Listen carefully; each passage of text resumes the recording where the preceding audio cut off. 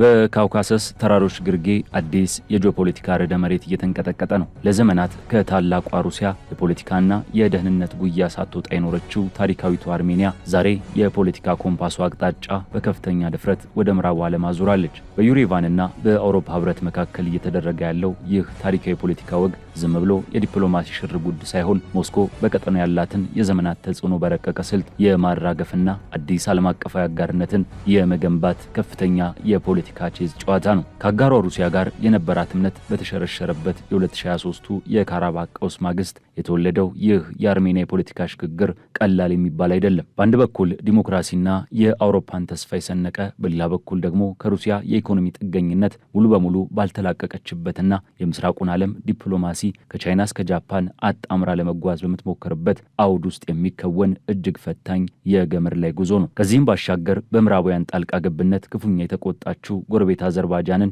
እንዲሁም በሀገር ውስጥ እስረኞቻችንን አልፈቱም የሚሉትን የተቃውሞ ድምጾች ያካተተው ይህ ክስተት ዘመናዊ ዲፕሎማሲ ምን ያህል ባለብዙ ገጽታ አነጋጋሪና እያንዳንዱ እርምጃ በጥንቃቄ ሊሰላበት የሚገባ መሆኑን ቁልጭ አድርጎ ያሳየናል። ይህ ትንታኔ ከዩሬቫን እስከ ብራሰልስ ከሞስኮ እስከ ባኩ የሚዘረጋውንና የቀጠናውን የኃይል ሚዛን እንደ አዲስ እየቀረጸ ያለውን ይህንን ውስብስብ የፖለቲካ ሽኩቻ ከስሩ ይመረምራል።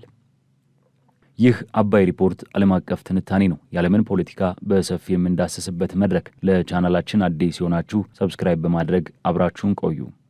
ወዳጆች፣ ዛሬ ደግሞ የዓለማችንን የፖለቲካ ትኩሳትና የዲፕሎማሲ ሽኩቻ ይበልጥ ወደሚያንተከትከውና ወደማይገመተው የካውካሰስ ተራሮች ግርጌ አብረን እንጓዛለን። ጉዳዩ ወዲህ ነው። አርሜኒያ ያቺ በታሪክና በባህል የበለጸገችውና ለዘመናት ከታላቋ ሩሲያ የፖለቲካና የደህንነት ጉያ ሳትወጣ የኖረችው ሀገር ዛሬ ታሪካዊ የተባለለትንና ለመጀመሪያ ጊዜ የሆነውን የሁለትዮሽ ስብሰባ ከአውሮፓ ህብረት ጋር በዋና ከተማዋ ዩሬቫን እያካሄደች ነው። ይህ ክስተት ዝም ብሎ የተራ ስብሰባ ጉዳይ አይደለም። ይልቁንም አርሜኒያ ፊቷን ወደ ምዕራቡ ዓለም ለማዞር በተለይም የአውሮፓ ህብረትን ለመቀላቀል ያላትን ጥልቅ ፍላጎት በይፋ ያሳወቀችበትና የረዥም ጊዜ አጋሯ ከሆነችው ሩሲያ ጋር ያላትን ጥብቅ ቁርኝት እጅግ በተሞላበት ጥንቃቄ እያላላች መምጣቷን ለዓለም ያሳየችበት ትልቅ የዲፕሎማሲ ምዕራፍ ነው። ነገሩን ይበልጥ ግልጽ ለማድረግ ይህ በአርሜኒያ ዋና ከተማ እየተካሄደ ያለው የአውሮፓ ህብረትና የአርሜኒያ ታሪካዊ ስብሰባ ድንገት ከሰማይ ዱብ ያለ አይደለም። ይህ ስብሰባ የተጠራው በርካታ የአውሮፓ መሪዎችን በአንድ ጣሪያ ስር ያሰባሰበውና ስምንተኛው የሆነው የአውሮፓ ፖለቲካ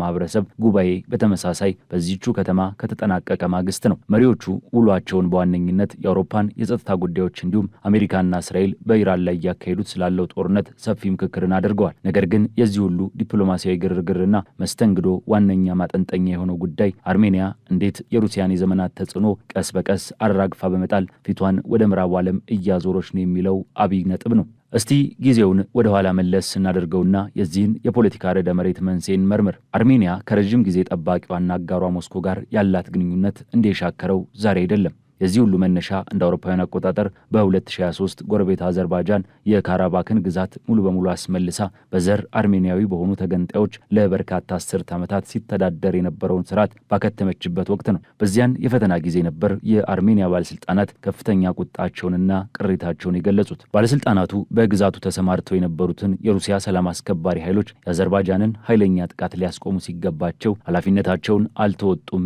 በማለት ክሳቸውን አሰሙ። በሌላ በኩል ደግሞ በራሷ የዩክሬን ጦርነት ተወጥራ የነበረችው ሩሲያ ይህንን የአርሜኒያን ክስ ውድቅ በማድረግ ወታደሮቿ በጉዳዩ ላይ ጣልቃ ገብተው እርምጃ እንዲወስዱ የሚያስችል ህጋዊ ስልጣን ወይንም ማንዴት አልነበራቸውም ስትል ራሷን ተከላከለች። እዚህ ላይ ነው እንግዲህ መተማመኑ የተሸረሸረው። በዩሬቫን የሚገኘው የክልላዊ ጥናቶች ማዕከል ዳይሬክተር የሆኑት ሪቻርድ ጅራኮሲያን እንዳስረዱት ያ ጦርነት ሩሲያ እንደ አጋርነት እጅግ አደገኛ በሆነ ሁኔታ እምነት የማይጣልባት መሆኗን የዘገየ ቢሆንም በሚገባ ያሳየ ክስተት ነበር። ከዚያን ጊዜ ጀምሮ እንግዲህ ነገሮች መልካቸውን ቀየሩ። ጠቅላይ ሚኒስትር ኒኮል ፓሽያንያን የሚመሩት የአርሜኒያ መንግስት ከምዕራቡ ዓለም ጋር ያለውን ግንኙነት ይበልጥ ለማጥበቅ ቆርጦ ተነሳ። የእርምጃ ደግሞ በአውሮፓ ህብረት ዘንድ በከፍተኛ ደስታና አቀባበል ታጅቧል። የአውሮፓ ህብረት ምክር ቤት ፕሬዚዳንት አንቶኒዮ ኮስታ የአውሮፓ ፖለቲካ ማህበረሰብ ጉባኤ ላይ ባደረጉት ንግግር ጠቅላይ ሚኒስትር ፓሽያንያን አርሜኒያን ወደ አውሮፓ ህብረት ለማቅረብ ለወሰዱት ደፋር የፖለቲካ ውሳኔ ልባዊ ምስጋናቸውን አቅርበዋል። ኮስታ አክለውም ጉዞው አቅጣጫውን የለየና የማያሻማ መሆኑን ጠቅሰው የአርሜኒያን ዲሞክራሲ ማጠናከር እንዲሁም የውጭ ጣልቃ ገብነትንና የተሳሳቱ መረጃዎችን መዋጋት እጅግ ወሳኝ መሆኑን አስምረውበታል። በዚህ መድረክ ላይ የአውሮፓ ህብረት ኮሚሽን ፕሬዚዳንት ኡርሱላ ቮንደር በበኩላቸው አርሜኒያ ለአውሮፓ ያቀርቦት ሰንሰለት ያላትን ቁልፍ ሚና በተለይም ደቡብ ካውካሰስን ከመካከለኛው እስያ ጋር በማስተሳሰር ረገድ ያላትን ስትራቴጂካዊ ጠቀሜታ አጉልተው አሳይተዋል። ይህ የአርሜኒያ ጉዞ በቃላት ብቻ የተወሰነ አልነበረም። በተግባርም ሞስኮን ያስቆጡ ኃይለኛ እርምጃዎችን ወስዳለች። ለምሳሌ በ2023 አርሜኒያ ዓለም አቀፉን የወንጀለኞች ፍርድ ቤት ተቀላቀለች። የእርምጃ በሞስኮ በኩል ወዳጅነት የጎደለው ድርጊት ተብሎ በብርቱ ተወግዟል። ለምን ቢሉ ይኸው ፍርድ ቤት የሩሲያውን ፕሬዝዳንት ቭላዲሚር ፑቲንን ከዩክሬን ሕፃናትን አግተው ወስደዋል በሚል በግል ተጠያቂ አድርጎ የመያዝ ማዘዣ ያወጣባቸው ተቋም መሆኑ ነው። ቀጥሎም በ2024 አርሜኒያ በሞስኮ በሚመራው የጋራ ደህንነት ስምምነት ድርጅት ውስጥ ያላትን ተሳትፎ አገደች። በሚቀጥለው ዓመት ደግሞ የአርሜኒያ ፓርላማ ሀገሪቱ የአውሮፓ ህብረት አባልነትን የመጠየቅ ፍላጎት እንዳላት በይፋ የሚያውጅ ህግን አጸደቀ።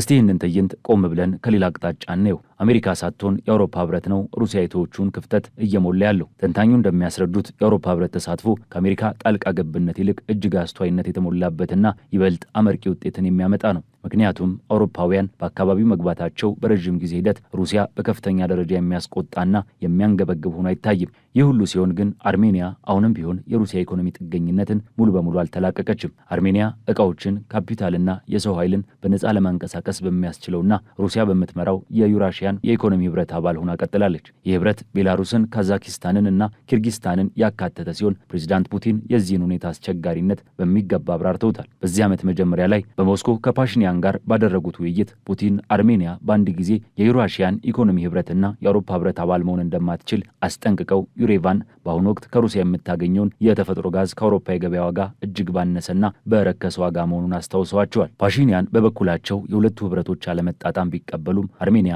ለአሁኑ የዩራሽያን ኢኮኖሚ ህብረት አባልነቷን ከአውሮፓ ህብረት የትብብር ማጠናከሪያ ጋር አጣምራ ልትጓዝ እንደምትችል ገልጸዋል። ታዲያ የዚህ ስብሰባ ትርጉም ምንድን ነው ብለን ከጠየቅን ጄራጎሲያን እንደሚሉት ስብሰባው በቀጥታ የእጩነት ጥያቄን ከማቅረብ ይልቅ በ2021 ሙሉ በሙሉ ወደ ስራ የገባውንና የአውሮፓ ህብረትና የአርሜኒያን ግንኙነት የሚመራውን አጠቃላይና የተጠናከረ የአጋርነት ስምምነት ይበልጥ ወደ ላቀ ደረጃ በማሳደግ ላይ ያተኮረ ነው። ሆኖም የስብሰባው ተምሳሌታዊ ትርጉም እጅግ የገዘፈና ለሩሲያ የተላከ ትልቅ መልእክት መሆኑ ያሰምሩበታል። በእርግጥ ከዚህ ስብሰባ የሚጠበቁ ተጨባጭ ውጤቶች አሉ። ለሀገር ውስጥ የለውጥ ፕሮግራሞች የሚሆን የገንዘብ ድጋፍ እንዲሁም በዋናነት ዩክሬንን ለመደገፍ በተቋቋመው የአውሮፓ የሰላም ማዕቀፍ በኩል የሚሰጥ ወታደራዊ እርዳታ ይፋ ይደረጋል ተብሎ ይጠበቃል። ከዚህም በተጨማሪ የአውሮፓ ህብረት ታዛቢዎች ተልዕኮ በአርሜኒያና በአዘርባይጃን ድንበር ላይ ለበርካታ ዓመታት ተሰማርቶ የሚገኝ ሲሆን በቅርቡ ደግሞ የተደባለቁ ወይንም ድቅል የደህንነት ስጋቶችን የሚከታተል አዲስ ተልዕኮ ጸድቋል። ይህ ሁሉ የዲፕሎማሲ ስኬት ከ2018 ጀምሮ በስልጣን ላይ ላሉትና በመጪው ሰኔ ወር የፓርላማ ምርጫ ለሚጠብቃቸው ጠቅላይ ሚኒስትር ፓሽኒያን የፖለቲካ ትርፉ የትየለሌ ነው። እነዚህ ዓለም አቀፍ የአውሮፓውያን ስብሰባዎች የሚሰጧቸው ክብርና እውቅና በምርጫው ትልቅ ስንቅ ይሆንላቸዋል። ጄራጎሲያን እንደሚገምቱት ተቃዋሚው ወገን ተአማኒነት ያለው አማራጭ የፖለቲካ ፕሮግራም ይዞ መቅረብ ባለመቻሉ የፓሽኒያን መንግስት ያለምንም ከባድ ተቀናቃኝ በድጋሚ ሊመረጥ የሚችልበት እድል ሰፊ ነው ብለዋል። ሆኖም ተንታኙ አንድ ትልቅ ማስጠንቀቂያ ያላቸው የአርሜኒያን የውጭ ጉዳይ ፖሊሲ በቀላሉ ከሩሲያ ሸሽቶ ወደ ምዕራቡ ዓለም የመጠጋት ጥቁርና ነጭ ጉዞ አድርጎ መሳል ስህተት ነው። አርሜኒያ ከዚህ የዜሮ ድምር ጨዋታ ሀሳቤ በዘለለ ፊቷን ወደ እስያን በማዞር ከጃፓን ከደቡብ ኮሪያና ከቻይና ጋር ትልቅ የዲፕሎማሲ ኢንቨስትመንት እያደረገች ነው። ይህ ሩሲያን በምዕራባውያን የመተካት ጉዳይ ሳይሆን እጅግ ፈጠራ የታከለበትና የረቀቀ የዲፕሎማሲ አካሄድ መሆኑን ሊሰመርበት ይገባል። ይህንን ሁሉ ስናወራ ግን አካባቢው ሙሉ በሙሉ ሰላም ነው ማለት አይደለም። ይህ ስብሰባ የሚካሄደው በአዘርባይጃንና በአውሮፓ ህብረት መካከል ውጥረት በነገሰበት ወቅት ነው። ባለፈው ሳምንት የአዘርባይጃን የውጭ ጉዳይ ሚኒስቴር የአውሮፓ ህብረትን አምባሳደር አስጠርቶ ተቃውሞውን አሰምቷል። ለዚህም ምክንያት የሆነው የአውሮፓ ፓርላማ ያወጣውና በአዘርባይጃን የሚገኙ የአርሜኒያ የጦር እስረኞች እንዲፈቱ የሚጠይቀው እንዲሁም አዘርባይጃን በካራባክ በሚገኘው አርሜኒያውያን ላይ የምታደርገውን አያያዝ የሚተቸውን የውሳኔ ሀሳብ ነው። በዚህም የተበሳጩት የአዘርባይጃን ህግ አውጪዎች ከአውሮፓ ፓርላማ ጋር ያላቸውን ማንኛውንም ትብብር ለማቋረጥ ድምፅ ሰጥተዋል። የአዘርባይጃኑ ፕሬዝዳንት ኢልሃም አሊየቭ በአውሮፓ ፖለቲካ ማህበረሰብ ጉባኤ ላይ በቪዲዮ ባደረጉት ንግግር የአውሮፓ ፓርላማንና የአውሮፓ ምክር ቤት የፓርላማ ምክር ቤትን በአዘርባይጃን ልዑካን ላይ ማዕቀብ በመጣላቸው የሁለትዮሽ መለኪያ ይጠቀማሉ ሲሉ በጽኑ ከሰዋቸዋል። በመጨረሻም የሁሉ ትልቅ የፖለቲካ ድራማ በዩሬቫን ሲካሄድ የስብሰባው አዳራሽ ዙሪያ በከፍተኛ የጸጥታ ኃይሎች ቢጠበቅም ውጩ ግን በተቃውሞ ሰልፈኞች ተሞልቶ ነበር። ሰልፈኞቹ በአዘርባይጃን ታስረው የሚገኙትን የአርሜኒያ እስረኞች ፎቶግራፍ ይዘው ድምጻቸውን ሲያሰሙ ታይተዋል። የአርሜኒያ ዲሞክራሲያዊ ፓርቲ መሪ የሆኑት ተቃዋሚ ፖለቲከኛ አራም ሳርግሲያን ለአርሜኒያ ፕሬስ ኤጀንሲ እንደተናገሩት የአውሮፓ ባለስልጣናት እያደረጉ ያሉት ነገር ቢኖር ከምርጫው በፊት ለፓሺኒያን የፖለቲካ ድጋፍ መስጠት ብቻ ሲሆን በአዘርባይጃን እስር ቤት እየማቀቁ ያሉትን አርሜኒያውያን ግን ሙሉ በሙሉ ዘንግተዋቸዋል በማለት የሰላ ትችታቸውን ሰንዝረዋል። እንግዲህ